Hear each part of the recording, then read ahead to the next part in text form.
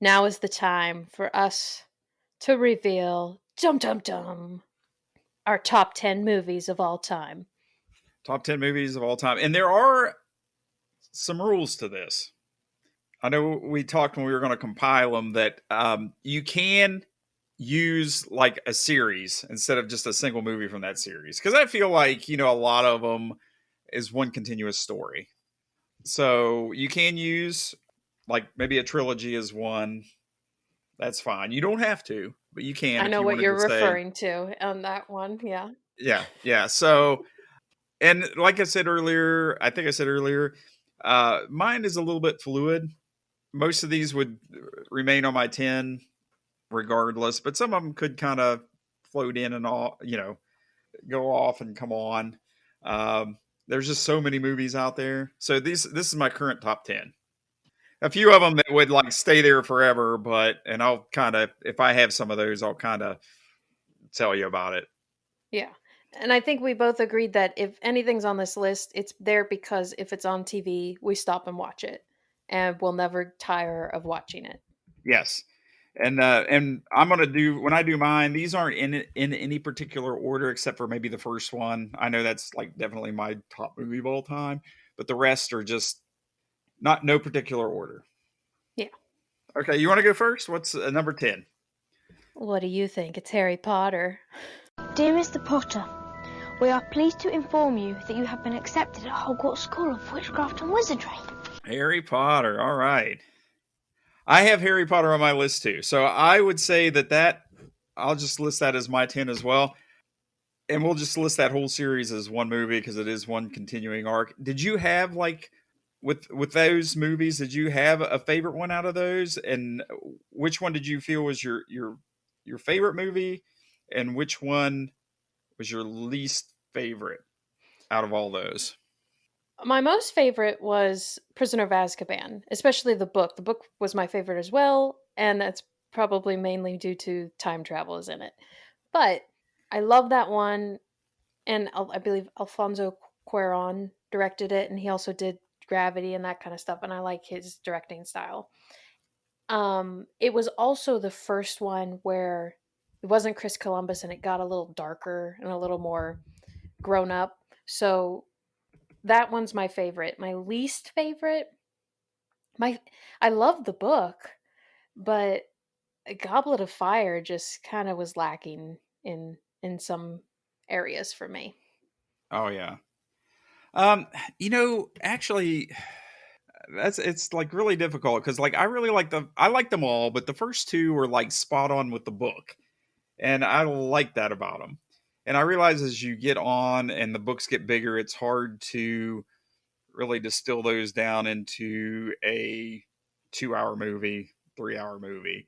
But Mhm. I know like I'd say the first two are like my favorite just because they follow the book like really well. And my least favorite is probably actually Prisoner of Azkaban. I mean, I love the book. It's one of What? my favorite. I know what? Just because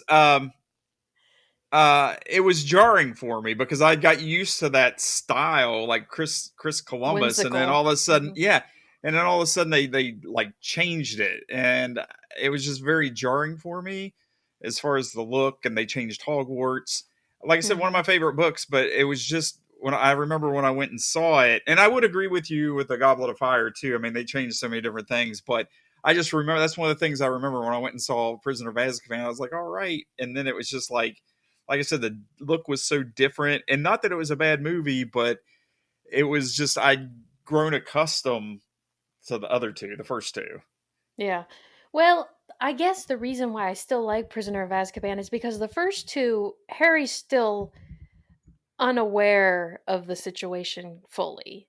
Mm-hmm. And the third one is where he's really facing with the fact that his parents died Yeah, and this guy that's in prison was his friend, and it's all becoming too real for him, and you're realizing Hogwarts isn't this, yeah, it's unrealistic to think that things are just going to be hunky dory there and happiness and everything. So that's why I thought I was okay with the change in it. We still have yeah. the first two where we can go back and go to that Hogwarts and visit it. but it's never going to be the same after that. And I did like Richard Harris better as Dumbledore too, but I Oh, know that can't be helped. 100%. No, Um, Michael Gambon was, ugh, don't even get me yeah. started. Especially Goblet of Fire, because there's just, I'm not going to get into all those discussions, but he would have never yelled at Harry No, no, like he's that. too aggressive. Yeah. Oh, yeah, we could go Um, on all day. yes. As far as the books go, which was your least favorite book? And I loved all the books, but you have to say, hey, like out of all the books I read, this was my least favorite. Which was your least favorite book? 100% it was Deathly Hallows just because you're camping for so long. Mm. See, my least favorite was Order of the Phoenix, Okay. because I felt like it didn't move the story along. The whole movie, Harry was just trying to find this prophecy about himself. And Hmm. at the end, it broke, and Dumbledore's like, "Oh, I knew it the whole time. I could have told you." And it's like, well, why didn't you just tell tell him? I mean, it didn't really, all of them are like this big mystery, and you go through it, and that one I just thought it was like kind of treading water. I mean, the whole thing could have been avoided if he did all this quest and went through all this, and it's just it broke, and it's just like, oh well, here you go. I'll just tell you what Hmm. it said. I mean, to me, it Yeah. was just kind of a, like I said, I still like the book, but it's just my least favorite book because I didn't feel that it really moved the story. I felt it was just, Giving you the runaround. yeah. Yeah. I get you. But okay, well, good. We both had. I know probably a lot of these are going to be parallel. We're both going to have the same Hmm. movies, at least a few of them. So Hmm. I will go number 9. I am going to say Jurassic Park. It is just a delay. That's all it is. All major theme parks have delays. When they opened Disneyland in 1956, nothing worked. Yeah, but John, if the Pirates of the Caribbean breaks down, the pirates don't eat the tourists. The first Jurassic Park, I love that. John Williams did the soundtrack. It was just, I remember seeing it at the time, and I was just like, wow, how did they do those effects? Because, CGI was new to the scene, and most of it that they had at that time wasn't real great. I mean, the first movie that they really used CGI on was Terminator 2 for Hmm. the Liquid Terminator. Man, they just knocked it out of the park. I mean, it still holds up if you go back. It's just a combination of practical effects and the CGI together. It's just like a great movie. And I don't think that any of the other ones have really captured the spirit of the first one. That's why I don't list it as, that as a series. It's just the first movie, the first Jurassic Park. Mm. I love it. I think it's good. I'm a fan of that. It did not make my list, but I'm a fan of it. I always wanted one of the Jeep Cherokees that they had. And I also was always afraid of any Barbasol can. Also, I love Jeff Goldblum. Oh yeah, can't go wrong with Jeff Goldblum. No, he has a series on Disney Plus, and it's hilarious. I think I've watched a few of those. It's just seeing the world through Jeff Goldblum's eyes. It's hilarious. Okay, then my next one, which I'm guessing it's not on your list, so I think we'll be good on this. But it's You've Got Mail. You've got mail. Yeah, Yes. doo doo. Well, the only thing I really care about is aside from the marriage thing and the jail thing, Of course. is the boat thing. What boat thing? I could never be with someone who had a boat. I have a boat, Oh. which clinches it. We'll never be together. I love Yeah. it. Go ahead. No, I was just gonna say yes. I've seen that movie. Definitely didn't make my list, but I have seen it, so I'm familiar. Well, I do. I love Tom Hanks, and he and Meg Ryan have been in a lot of movies together. I just think they have good chemistry. But I don't know. I love the movie where she started out in her little bookstore. I loved her little bookstore. I wanted to work and own it. And then just the fact that I don't know. It's a rom com. I think it's the epitome of rom coms, and I love it. I love the little coffee shop they go to. I love the movie. Do you think that movie is dated now just because of the title? Would like a lot of the younger audience get that? because that's like the AOL, kind of you've got mail. Well, Like that was there's the a scene where he's waiting for the dial-up to connect, and he's petting his dog while he's waiting there to connect to AOL. yeah, that's funny. So I think they'd find it interesting just as much as if I watch an older movie that has older computer graphics or something, and I notice it, but it doesn't really affect me. So I think they might think it's a little odd, like, oh, I don't know, they just text each other or something like that. But and I think if I had never seen it before and I was just watching it now, I'd still like it. Yeah, it was a good movie. Okay, so Princess Bride, What? The Princess I've Bride. never seen that before. Tell me about it. I know. Wait, should I just replay our whole conversation from before? Yeah. Marriage. Marriage is what brings us together today. Marriage, that blessed arrangement, that dream within a dream. That's like I said. That's always been. I've always thought that was like a really good movie. It was just. It has a little bit of everything. I think that no matter who you are, you can find something in that movie to like or to love. I mean, I've known some people that didn't like it, but it just has. It's very eclectic. It has everything in it. So that's always kind of been one of my favorite movies. All right, my next one is Pride and Prejudice, the 2005 version with Keira Knightley.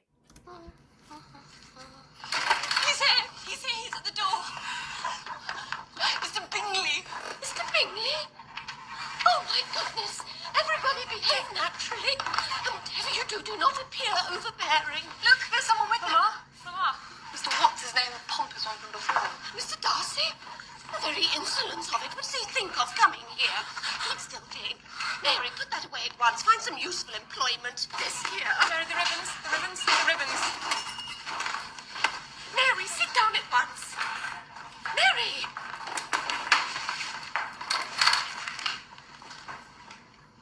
Mr. Darcy and Mr. Bingley, ma'am. I strangely enough have not seen that one. Mm-hmm. And I think it came too close on the heels of like the A&E Pride and Prejudice miniseries. Oh, okay. Which I saw that one and I enjoyed it. And then, I think it was a few years later they released that to the theater, and it was kind of like, the other one was so good. Yeah. That I just never, I thought it'd be kind of hard to distill that whole book down into like one movie. So that's something I probably need to go back and see. Oh, yeah. Well, so before I watched that movie, how old was I? I was in high school when that came out. So before I'd watched it, I did not know the story of Pride and Prejudice very well. So it was my first take on Pride and Prejudice. So I think that's probably why. And of course, there's so many different versions of it. But so when I think of Pride and Prejudice, when I think of, Elizabeth Bennet, I think of Keira Knightley. Yeah. Okay, great. My next one would be, and this is series, it's a trilogy, Back to the Future. That's on my list too. All right, we both had Great that. Scott! Who'd have thunk it? Wait a minute, Doc. Are you telling me that you built a time machine out of a DeLorean? The way I see it, if you're gonna build a time machine into a car, why not do it with some style? That it is that's one it's just one kind of continuous story. And I remember actually seeing that in the theater. They had the original one came out, I think at least it was set in 85. I think it came out around 85. Mm-hmm. But then the other ones they filmed consecutively, and then they released part 2, and then 6 months later they released the third one. So it was all, you didn't have to wait that long. Which one's your favorite? The first one. See, the second one's my favorite. Okay. I think that the second one's my least. I mean, I like them all, but I like the Western. That would be my second favorite, the third one. And then. Well, I keep thinking they traveled forward to 2015, and we're like long past that now. Yeah. Have you seen like have you been on YouTube and seen like some of the deep fake videos where they had Robert Downey Jr. playing Doc Brown Yes. and then they had okay. Yeah, those are good. I mean, they could They had actually Tom Holland playing Marty. yeah. Yeah. Yeah. And do you know who originally was going to play Marty McFly? I mean, they always wanted Michael J. Mhm. Fox, but he had a commitment with Family Mm. Ties, and they started actually filming the movie with another actor. Oh. And then when Michael J. Fox got available, they kind of gave the other one the boot. And then they, refilmed. You can go on the interwebs. Was it a no-name guy or was it someone No, no, it's oh shoot, Eric Stoltz. Eric Stoltz. Help me out. What's he look like? He was like in Some Kind of Wonderful back in the 80s. And he was in different movies. Let me see, what else was he in? Oh my gosh, he looks like he could be his brother. I know him from stuff. Yeah, Pulp Fiction. I was trying to think of some like really big movies you would know him from. He was on for those that watch Grey's Anatomy, he was William Dunn. But yes, go and watch because they have like scene by scene comparisons where he started filming it, and then when Michael J. Fox became available, they were like, "See ya," and then, but you can see actually some of the scenes if you go online. Man, what would have happened had he actually done Back to the Future? Yeah, I mean it's crazy to think about, but I mean he didn't do a bad job, but I can't really see anybody else but Michael J. Fox being Marty McFly. Absolutely, because I wouldn't think that this guy, there's no way he could have the same mannerisms as Michael. Yeah. But like I said, do yourself a favor and sometime this weekend go and get on YouTube and look up some clips and just kind of compare them and see what you think. I mean, he didn't do a bad job, but it's just Michael J. Fox is kind of iconic in that role. Absolutely. I couldn't think of anybody else to do it. All right. Well, so I guess that's both of ours for that one. Okay. How about my next one to also be a series? I wonder. And that would be The Lord of the Rings.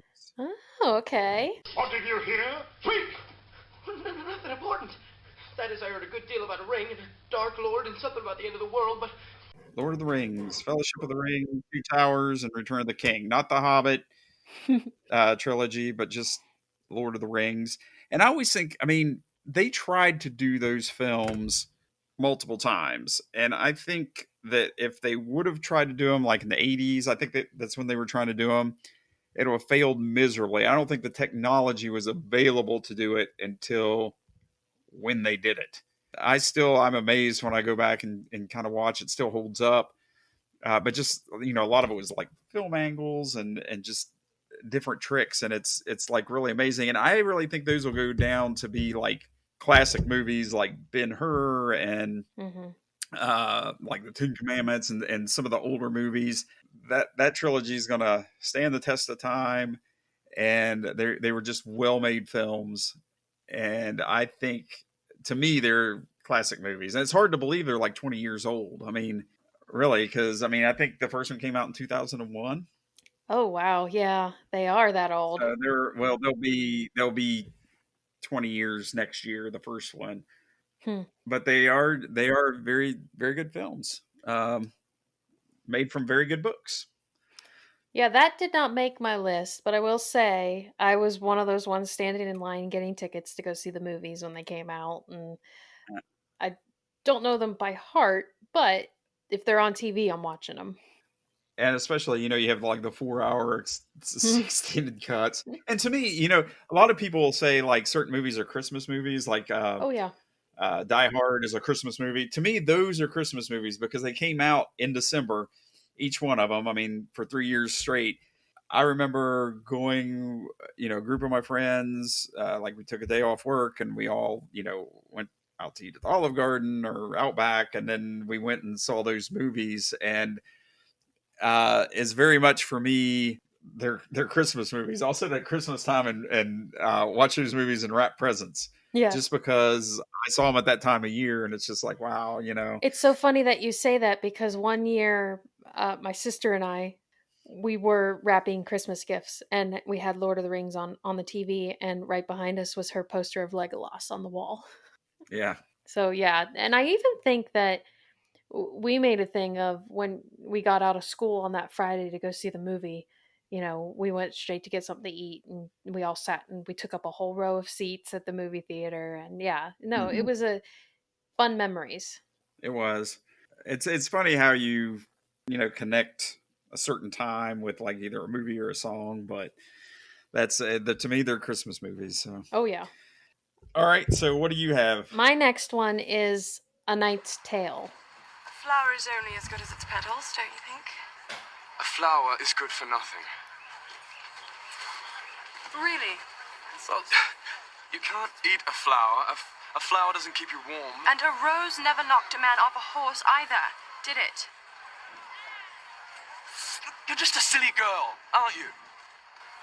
Better a silly girl with a flower than a silly boy with a horse and a stick.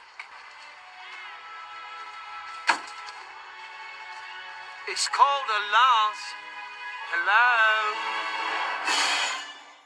Hello? Okay, that's a very good movie as well. Yeah. Okay, so here's funny story with my family. We didn't have cable for a while. So we had a group of movies that we watched over and over and over, and one of those movies was A Knight's Tale. Hmm.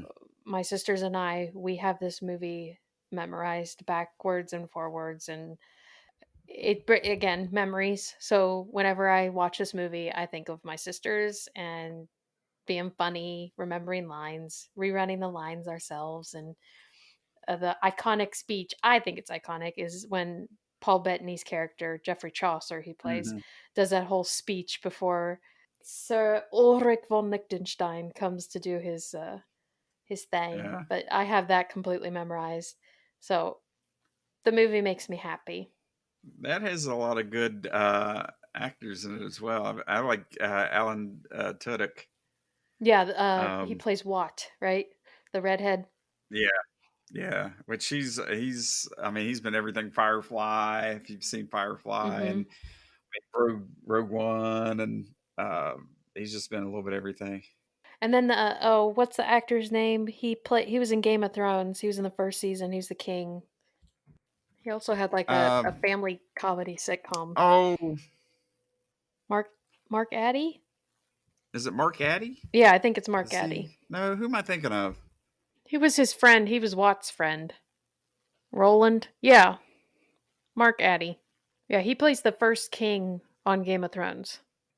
I know he like in that he was like so young and like he looks a lot different. That's who I thought it was, but Yep. um, Paul Bettany, Rufus Sewell, or however you say him, and he's in Man in the High Castle, which I I always said watched. Sewell.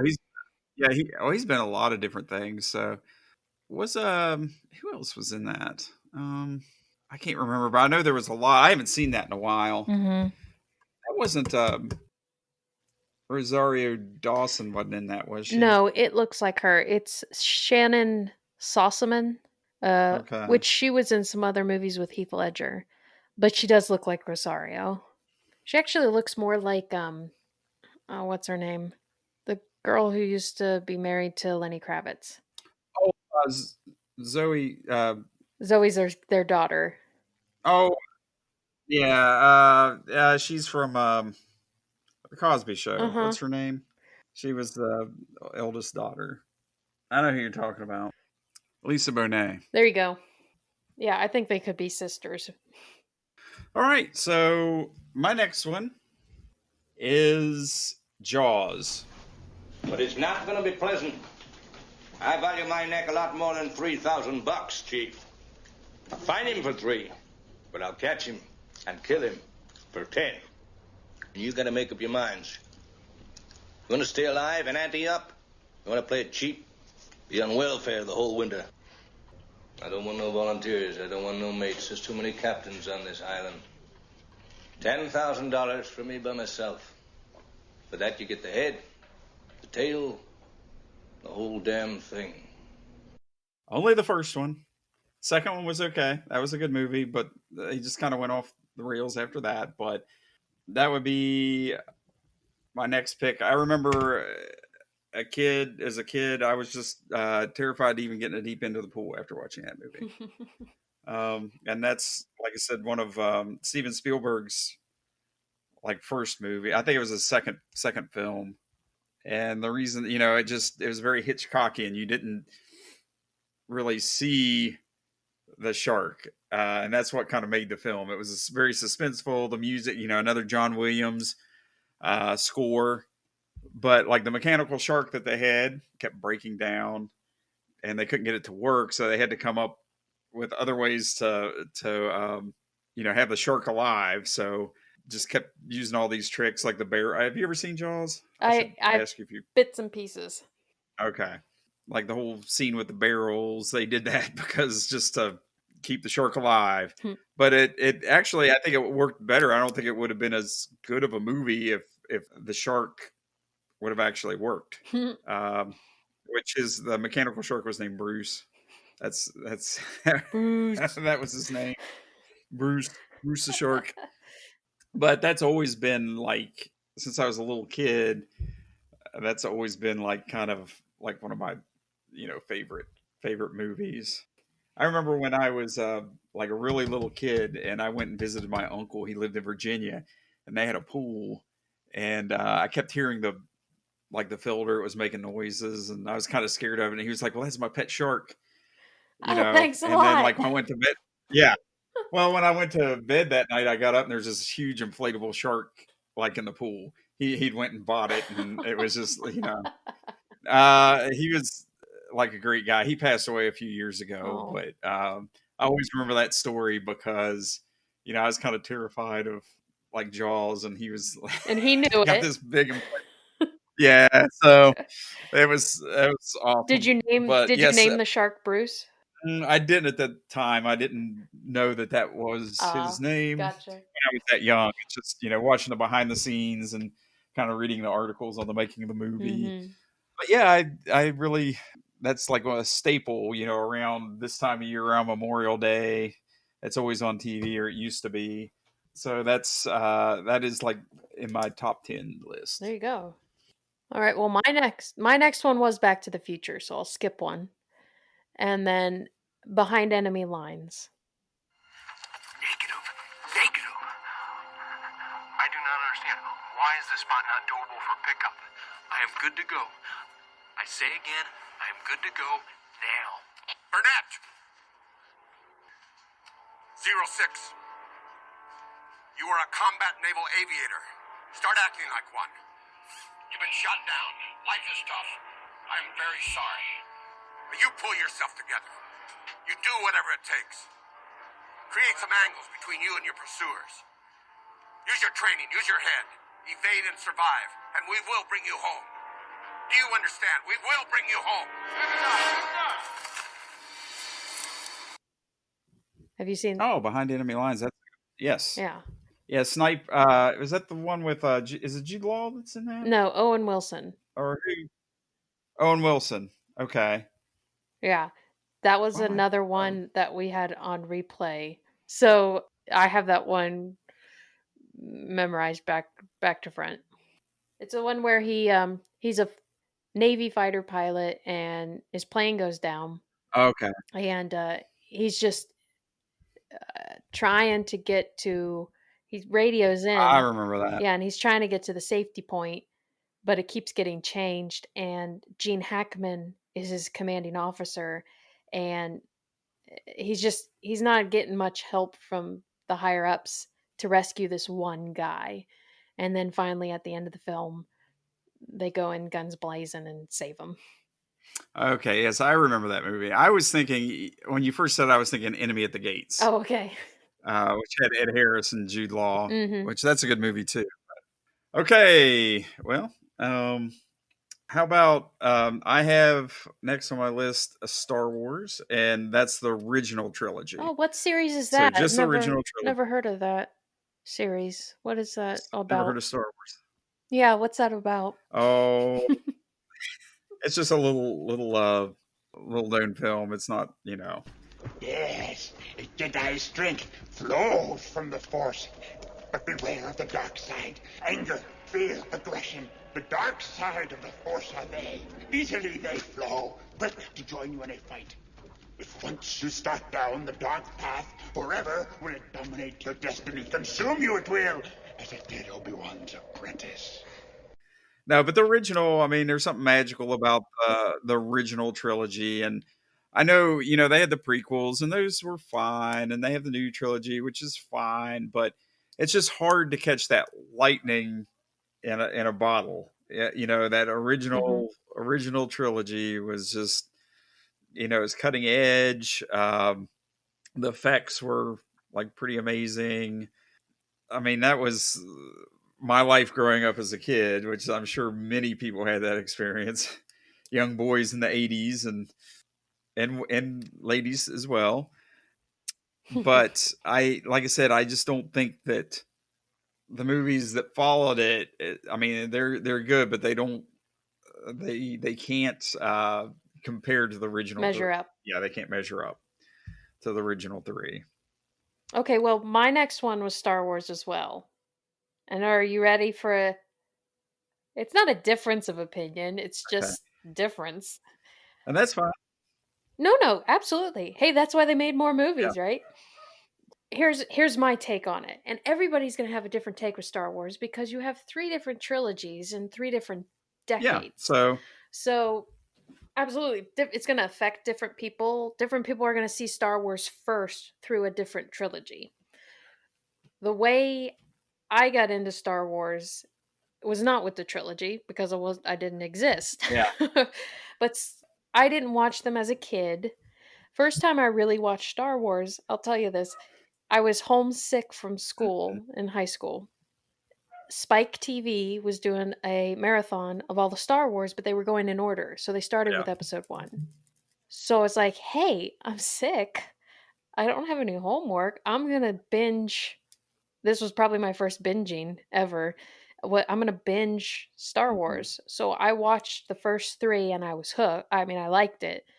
And then I was sick, so I fell asleep during the original trilogy, 4, 5, and 6. Cuz I was ill. So then they were never on again, and I don't like restarting a movie once I don't want to jump in the middle. So I like my favorites are the prequels, and people are probably going to hate me for that. That's fine. I mean, to each their own. Like you said, that was when you were younger. That's what you were introduced to, and that's a big part of it. And I remember, I saw the original trilogy. I remember seeing the very first movie at our local theater when I was very young. My dad took me, and we were lined up around the corner. I mean, to get in.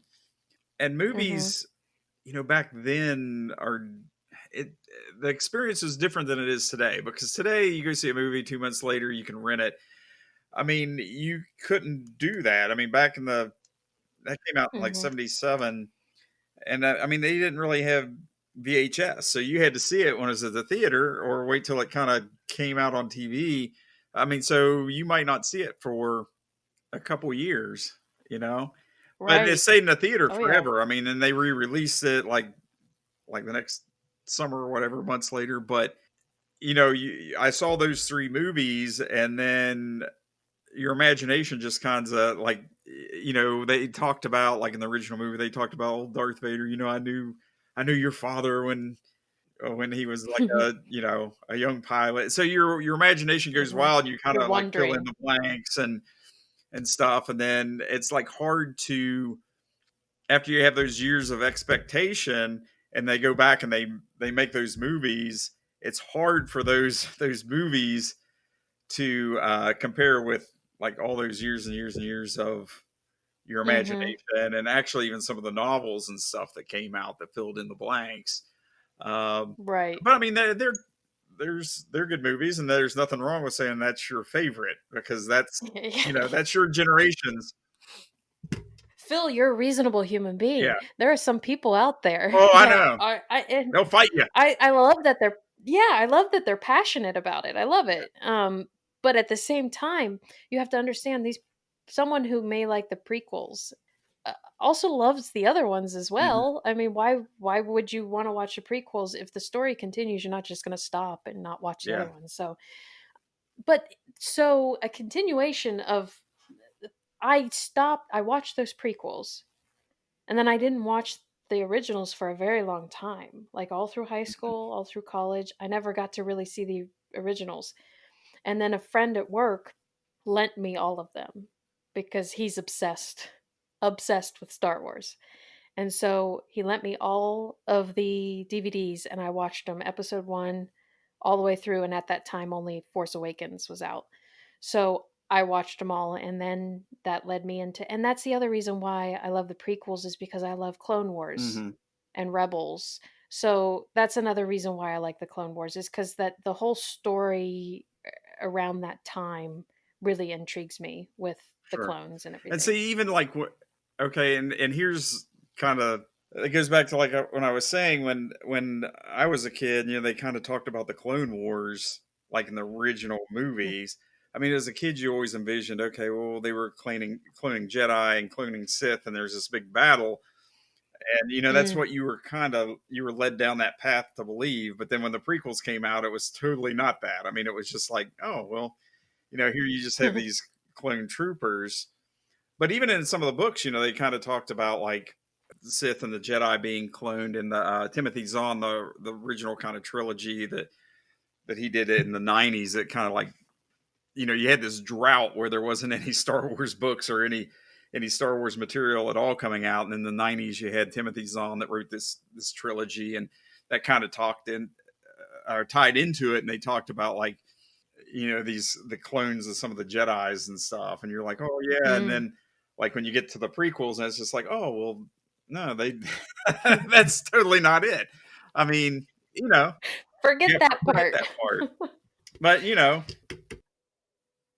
see now, and that's a totally different take, because you had known about the Clone Wars, and then all your imagination is let down. But then on my side, I didn't know any of that, so I learned right off the bat that the Clone Wars were with Mandalorians. It's all perspective. It is. And there's nothing wrong with it. I mean, if the new trilogy is your favorite, that's cool. I mean, as long as you like it, it's hey, yeah, who cares? It's all Star Wars, right? I'm not gonna take that joy away from you. If that's your favorite, that's great. I mean, I've watched the originals. I've watched the originals. I've watched the prequels. I've watched the new one, and to me, it's like the original 3 are the best, and the other ones are, they're worth watching, but to me, they just aren't as good as the original 3. They don't have that same kind of magic. They don't, like I said, you can't kind of capture that lightning in a bottle twice. I totally understand. It's kind of like how I've heard someone talking about redoing the Harry Potters, and I'm thinking, don't you dare touch them. Yeah. Those are the originals. Well, and I think it is a trend now, like in Hollywood. There are so many movies, instead of writing new movies, just like, hey, let's remake this and let's remake that. And it's just, man, I mean, some movies just don't need remade. I mean, there's nothing wrong with the original. Just don't go there. It's just, oh yeah, just enjoy the original for what it was, and don't mess with it. Right. Or do a deep fake video. They're just trying to make a quick. Hollywood's just trying to cash in on nostalgia, and there's nothing wrong with the original, Well, if they want to do that, then go take the movies and put them in the theater now for COVID people. Yep, I agree. Yeah. All right, so you would say the prequels, that trilogy for you, would be your pick? Yeah, I pick all Star Wars, but if I have to choose a trilogy, it's the prequels. Okay. That's awesome. By the way, did you know that today, 2 years ago, the movie Solo premiered in theaters on this date? Did not. There you go. I just saw that on my timeline memories, so I thought I'd mention it. Go ahead. I think I was in Jamaica that week. I didn't really. Oh! Yeah. Hey, do you know how to say bacon in a Jamaican accent? You say beer can in a British accent, so you say beer can. I'd never heard that before. Sorry. Okay, so my next pick would be 2 movies, even though there's more, but those 2, Alien and Aliens. How long after we're declared overdue can we expect a rescue? 17 days. 17 days?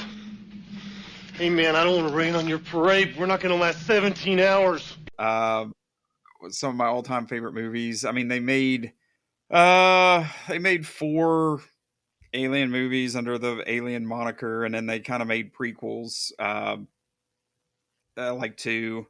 And then I don't know, they were going to do another one in Fox, or Disney bought Fox, so who knows what will happen. Mm. But the original Alien, and then the 86, I believe it was 86 or 87, follow up James Cameron's Aliens. Some of my favorite movies of all time. You liked the year 87 for movies with Princess Bride in this. I do. 80s was full of good movies. And then Alien came out in 79. But yes, those 2 are amazing movies. And if you have not seen them, I'm going to make you watch them.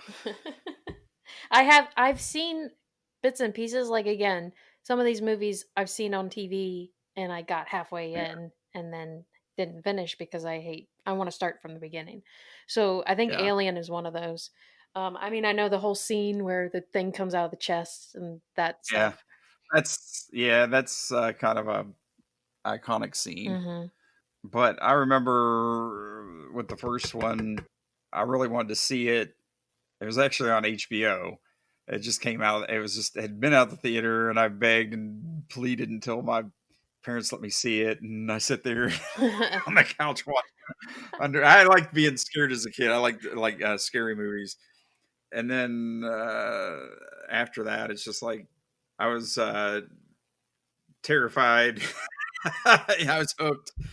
Just kind of like Jaws, where I wouldn't go in the pool. I saw that, and same with Alien. I was just like terrified of the alien. See, I'm the complete opposite of you. I avoid movies like that. Like when I saw Signs, I had glasses of water by my bed every night for like months. That movie, I saw that. Movies don't scare me as really as an adult, but I saw that, and that just kind of gave me a little bit of the freak out, Signs. Like I'm scared right now. I'm going to look behind me. Hold on. I'm actually going to shut the room to the door. I'm not joking. I'm shutting the room to the door because I'm scared. Well, that scene where he was like looking out the window and he saw the roof and he saw that silhouette. You are closing the door, aren't you? Yeah, I'm turning on the lights. That scene where he opened the window and he was like looking out because he heard something and he saw the roof of the barn and there was that figure standing there. Phil, I'm scared right now. That and when the birthday party scene. Yes, with Joaquin Phoenix, where he's watching the video, and he's got yes, that was creepy. Yes. Okay, you're gonna have to stay on the line after we're done, so that I can sweep the house and make sure nothing's in the house. Oh, I'm serious. I may sleep with a glass of water by my bed tonight. Yeah. And tinfoil on my head. Yes, which begs the question: if you're an alien race and you are allergic to water, why would you come to a planet that is mostly water? I mean, it's true. When water's blue and you go, you see, at least wear a rain jacket, or something. I mean, if you get caught in a downpour, you're kind of that is a very good point, Phil, and thank you. That makes me feel safer. You get a super soaker, man. You just you don't have to worry about it. But just I'm going to go buy a bunch of sprinklers and just have them around the perimeter of my house. Yeah. But I do like that movie, even though that's kind of if you really think about it, that's kind of a big downfall of the movie. It's just yeah. Well, okay, I'm going to give the aliens perspective. Maybe they tried other planets and they couldn't survive on them and they thought, "Oh, we'll take this one over. We'll kill all the humans and then we'll deal with the water later." True. I don't know, but it was a creepy movie. And then when he was had that one alien locked in the pantry. No. It stuck its hand under the door. He cut its fingers off. Oh, and the whole thing when they're that was a very Hitchcockian movie. See, when they leave stuff up to your imagination, that is so much better than actually seeing it. Because when they were locked themselves in the farmhouse and you saw stuff going past the window and you just saw shadows, and then they were locked in the basement, and I mean, And the vent down in the basement. yeah, yeah. I mean, that to me, that is way scarier than actually seeing something. I didn't sleep for weeks after that movie because Yeah, I don't know what year that came out, but I was probably like 13 or 14, and yeah. My sister and yeah. my dad loved it. They loved it. And I liked it too, but at the same time I didn't like the after effect that I couldn't get any sleep. Yeah, it was 2002 that came out, Okay. Yeah, I would have been around that age. but it's a good movie. Okay, well, for my next movie, which is a completely different turn, is What About Bob? What I'd really like to do is put the greatness of this man in perspective. I think there's really only three names. Dr. Albert Schweitzer, Mother Teresa of Calcutta, probably, and Leo Marvin. Do you approve of that one? What About Bob? Yes, I like What About Bob. Dr. That's a good Leo movie. Marvin? That's another one that I watched over and over as a kid, and Bill Murray's awesome and Richard Dreyfuss is awesome. And They're both good. You know what I would put over that though? what's that? Groundhog Day.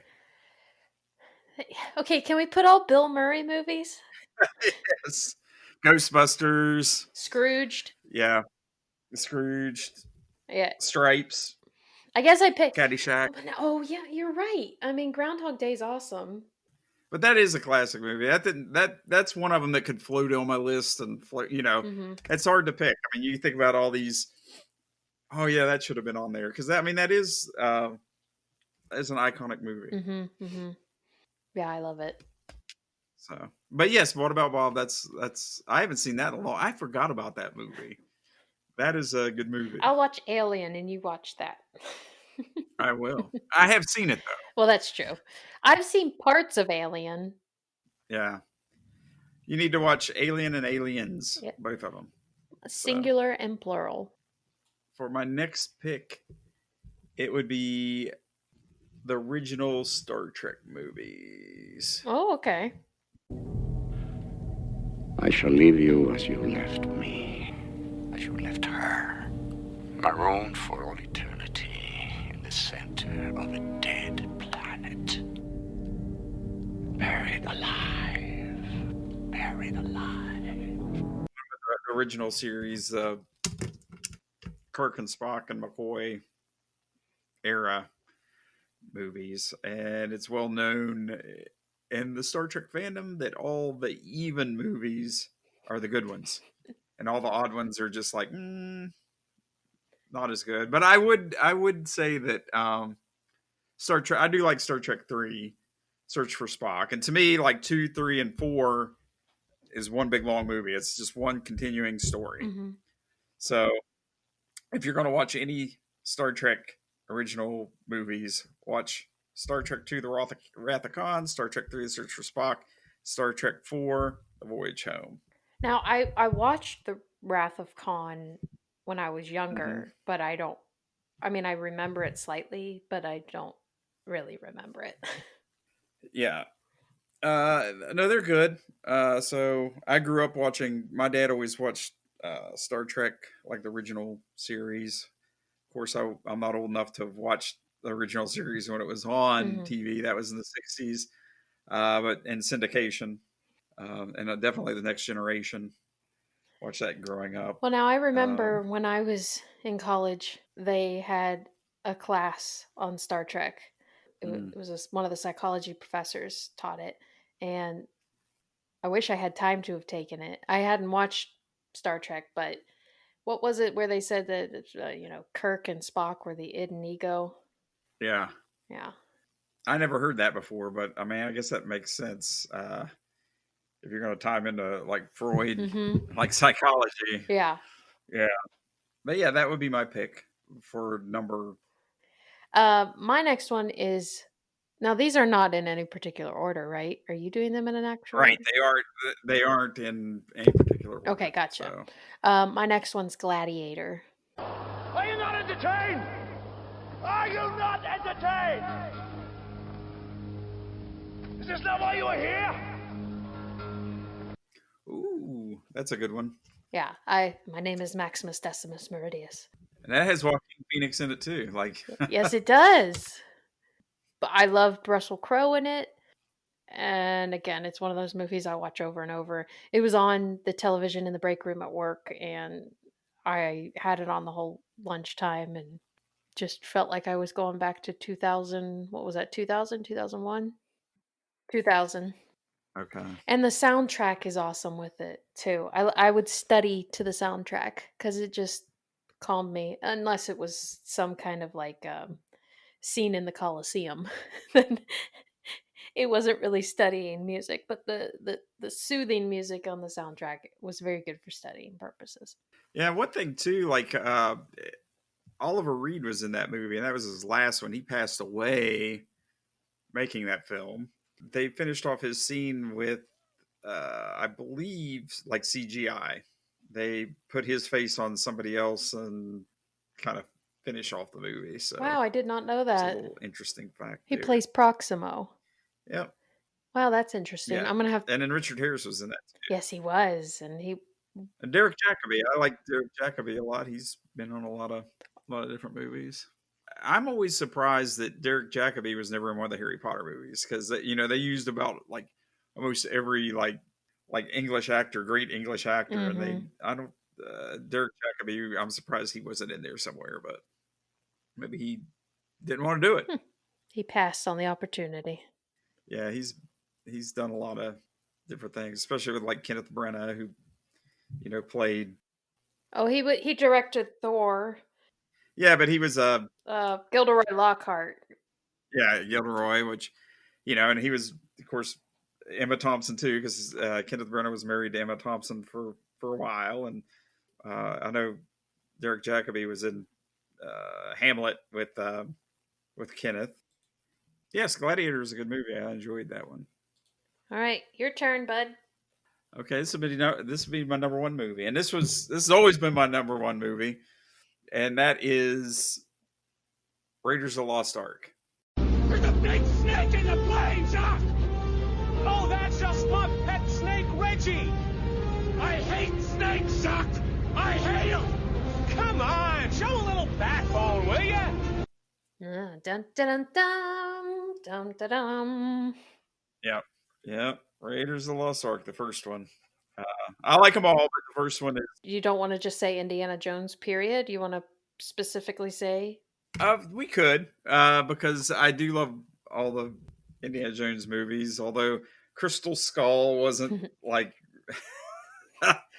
They kind of jumped the shark on some stuff in that, and it was just kind of like not as good. So we could say the original trilogy. I mean, I've seen the Crystal Skull. I think I've only seen it I think I've seen it twice. But Raiders of the Lost Ark, man, I've seen that like a billion times. Yeah, I think you can group those with if they're produced at the same time. Yeah. So it's like with the Star Wars, the trilogies are different times. Harry Potter was straight through, so you group those all together. So I think you can group those Indiana Jones together. Yes. Yeah, that's always been I loved all those characters. When I was a kid, I had like the posters in my room, and I just love Raiders of the Lost Ark. That was always my favorite. Almost the perfect movie. I mean, there's only a couple little flaws in it. We can overlook those. But that's always been like one of my very favorite movies. How about you? What would be your number one? Braveheart. You tell your king that William Wallace will not be ruled, nor will any Scot while I live. Oh, yes, very good film. Mm-hmm. Freedom. I would agree with that. Freedom. And it's Scottish, and I love all things Irish and Scottish. So yes, that has a good soundtrack as well. Mm-hmm. Mm-hmm. James Horner do that? Yep, James Horner. Good job. He's done a lot of. But one thing, like looking at the list, it's like I've always said, like John Williams is an incredible composer. He's done most of all the big blockbuster Oscar movies. I mean, he has contributed so much, and he has done like all the biggest movies he's composed for. I mean, he did Harry Potter, Jaws, Jurassic Park. Well, I mean, he did E.T. He did. Did he do Schindler's List? He did Star Wars. He did Raiders of the Lost He Ark. did Schindler's List. Yeah, Schindler's List, Raiders of the Lost Ark. You think almost every iconic movie. He did Harry Potter. Mm-hmm. Every iconic movie that you can think of, just about he's done. I mean, it's just you look back on his life's work, and it's just like, holy cow, he's amazing. Saving Private Ryan, Home Alone, Close Encounters of the Third Kind. Back to the Future is Alan Silvestri. Back to the Future, yes. Alan's, Yep. yeah. Oh, John Williams did The Patriot, too. That's a good one, too. Can I add that to my list? He did what? The Patriot. Oh, The Patriot's an awesome movie. And you know, another movie that's like a runner-up with mine would be like the Terminator, the first two Terminator movies. E.T. would be a good one, too. I mean, that's a good movie. Oh, I've seen E.T. Reese Pieces. And I think originally they wanted to use, there was another candy they wanted to use. It might have been M&M's, but they didn't want to. They just kind of laughed it off, and it's just like, I bet you they weren't laughing after, Seriously. after the movie came out. Well, and I remember watching that movie as a kid, and I felt bad, so bad for E.T. When they started the kids, E.T.'s fine with just a kid, and then all these adults have to come in and be jerks and just leave them be. What are your feelings about like when they take old movies like that? And I know when they re-release that, I don't know, around 2000, and they go in and they update the movie. I know like one scene they had all the secret agent policemen. Mm-hmm. They had guns in their hands, and when they re-released it, they digitally took the guns out and put walkie-talkies because they're like, oh, it had like guns around kids. I mean, what do you think about that when they take movies and they just like redo them and they just kind of like change? It clearly doesn't affect anyone who hadn't seen the original, but I can totally understand if you've seen the original and they change something. Hello, Han Solo, did he shoot first or not? Yeah. Well, I mean, Star Wars is, they've tweaked that thing so many times. It's like, different scenes. But even like, okay, like Lilo and Stitch. Like when they put it on Disney Plus, like there's one scene Stitch was hiding in the dryer. Well, they changed it because they said that's dangerous. So now they made it like he's hiding under a table and the front is like a pizza box.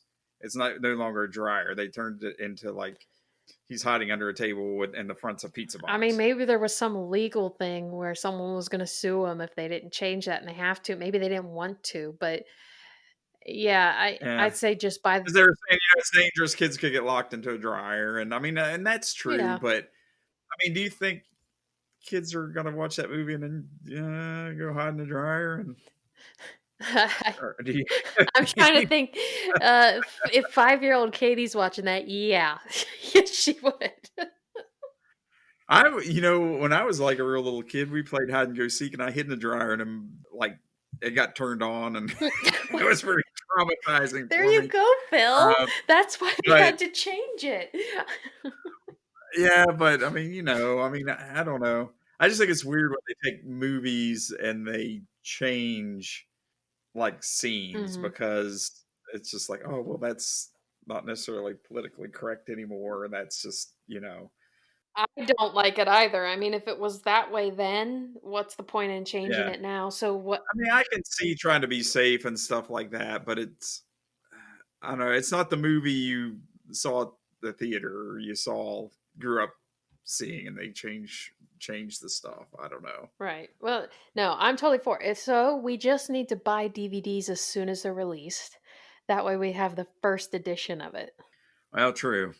Well, and that's the thing, with the Star Wars movies, like that's the only way you can get the original theatrical cut is on like VHS tape. Because when they came out on DVDs, they were the remastered, re-released ones with additional scenes. I don't know. I don't think they have them now. I don't think you can still get the original cut with that hadn't been tinkered with at all. No, I mean, there's a scene in episode 4 where I forget what the animals are called. I think it's the animals that are featured in The Mandalorian, but that thing that's a lizard thing and it has a short little tail, they added those with CGI later, and I'm like, those look like creatures from the prequels. How are they already in episode 4 when it was filmed in the 70s, and it just messes with your mind. When I hadn't seen the original and didn't know that they weren't there, George Lucas added them 2 years ago. Which creatures are they? The dewbacks? Is that what you're The talking about? dewbacks, yes, the dewbacks.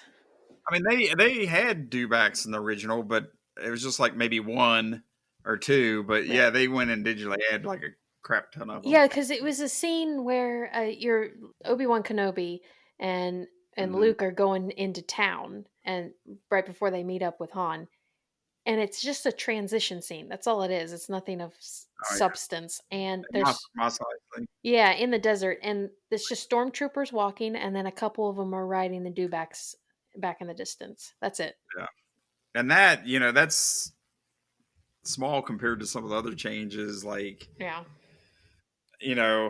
like even Return of the Jedi, where they have the whole like scene in Jabba's palace with Thai Snoodles, Max Rebo, and that whole song. They added all that stuff. I mean, it's just like, wow. Well, see, but because of me, again, I didn't get into Star Wars until later. I don't know those differences. I don't know those changes unless I go on the internet and look them up. But I think some of them kind of really stand out because they don't, like, the color palette and stuff isn't matched as well. It doesn't have that. You can really tell they're kind of like CGI, and it just it doesn't fit as well. I mean, some of it's good, but I mean, there's nothing wrong with watching it. And I went to the theater and saw them when they re-released them with the updated footage and stuff. But it'd be nice to see them how they were originally seen in the theater. Okay, do you know the scene where they're outside the Falcon and Jabba is walking and Han's walking alongside, and then he walks behind Jabba? Steps on his tail. But they added his tail post-filming or whatever. Choppily make Han walk over the tail. Well, they had to, because in the scene, I mean, originally Jabba was just a human, a person. Yeah. And when they filmed that, I mean, if you ever go back, you can watch it.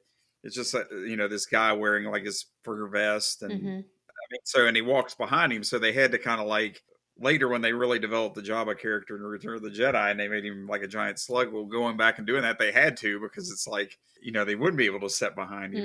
They had to make where he's stepping on his tail, and he's man. Well, there's our top 10. I think our top 10 were good. What do you think? I think our top 10 are good as well. You can't go wrong. There's so many good movies out there. Yes. And I think that any one of those would be a good movie to watch, especially if you're unfamiliar with them and you're stuck in your house because of this whole pandemic. It might open some new doors for people. They might pick one of those movies and watch it and be pleasantly surprised. Well, and I did put up on Facebook and Instagram for people to ask. We're getting some responses on there, but I had one response for what their favorite movie was. And Brooklyn said that her favorite movie of all time is Hope Floats. Oh, Hope Floats. Yeah, I like that movie too. That is. I'm trying to remember what year that came out. I was going to say 97. Yeah, I was going to say I thought that was in the 90s. That's been just a little bit ago. Yeah. But it is a good movie. Well, you know it was a while ago because she works part-time in a photo development store. Oh, that's true. Let me see. 1998. Yep. So we got Brooklyn mentioned on the podcast. So she responded to our question on the Facebook post. So thank you, Brooklyn. All right. Nice. Yeah. Where's Brooklyn from? Where's Brooklyn from? Yeah. Yeah, she's from around here. She's actually one of my friends. Oh, okay. Yeah, she's actually going to be visiting Muggle with a Mic with her husband Ethan, and we're going to do an Office podcast, all about the Office. Nice. Yeah, yeah. So tune into that because we'll be. If you're an Office fan, we all three are obsessed with the Office. Nice. Yeah. Okay, so that's it for our episode on The Princess Bride and our top 10 movies. You have any last words, Phil? No, just I hope everybody has a safe, fun holiday and have some cooking out and think about those brave people that defended our country, and hopefully going past Memorial Day, things will get better with the pandemic and be able to get out and maybe actually see some movies at the theater. So Yeah. Just take your antibacterial and you'll be good. Eat your popcorn and social distance. that's right. Alrighty, well that concludes this episode, and tune in next week with Muggle with a Mic. Yep. Bye.